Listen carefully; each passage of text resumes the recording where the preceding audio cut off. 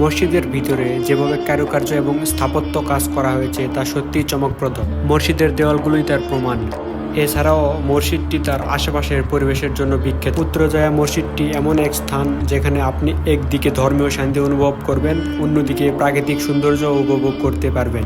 আমি আপনাদের স্বাগত জানাচ্ছি আজকের এই নতুন ব্লগে। এটি মালয়েশিয়ার কুয়ালালামপুর শহর থেকে 25 কিলোমিটার দূরে অবস্থিত।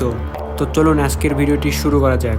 এটি পুত্রজয়া মসজিদ, যা আর্কিটেকচারের দিক থেকে একটি অসাধারণ উদাহরণ। মসজিদটি স্থাপিত হয় 1997 সালে এবং এটি ইসলামিক স্থাপত্যের একটি নিদর্শন। মসজিদটির ডিজাইনে রয়েছে অগ্রণী আরব এবং মালয়েশিয়ান সংস্কৃতির মিশ্রণ। আমরা যদি মসজিদটির বাক্য স্থাপনের কথা বলি, এটি 112 মিটার উঁচু এবং এর কেন্দ্রীয় গম্বুজটি পৃথিবীর অন্যতম বৃহত্তম গম্বুজের মধ্যে একটি। গম্বুজের রঙও খুব আকর্ষণীয়, যা গোলাপি।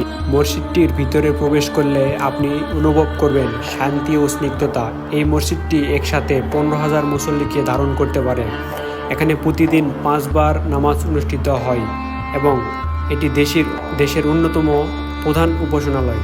আপনি শুনে আরও অবাক হবেন যে মসজিদটির ভিতরে প্রায় 2টা অজুর জায়গা রয়েছে, যেখানে প্রায় 10,000 মুসল্লি একসাথে অজু করতে পারবেন। মসজিদটির অভ্যন্তরীণ নকশা খুবই সুন্দর। এখানে বিশেষভাবে খেয়াল রাখা হয়েছে সমস্ত স্থাপত্যের সঙ্গে প্রাকৃতিক আলো এবং প্রবাহিত হওয়ার জন্য। এই প্রার্থনার কক্ষটি অত্যন্ত প্রশস্ত এবং সেখানে প্রার্থনা করার অভিজ্ঞতা সত্যিই শান্তিদায়ক। আপনি জেনে অবাক হবেন যে পুত্রজয়া মসজিদটি শুধু একটি উপাসনালয় নয়, এটি একটি পর্যটন স্থল। অনেক মানুষ এখানে আসে সৌন্দর্য উপভোগ করতে এবং শান্তি অনুভূতি পেতে। মূলত মসজিদটির ভিতরে প্রত্যেকটা কারুকার্য মার্বেল পাথর দ্বারা তৈরি করা হয়েছে। একটা কথা না বললেই নয়, আপনি যদি কখনো মালয়েশিয়াতে আসেন অবশ্যই কুয়ালালামপুর থেকে পুত্রজয়া মসজিদে নামাজ পড়তে আসবেন।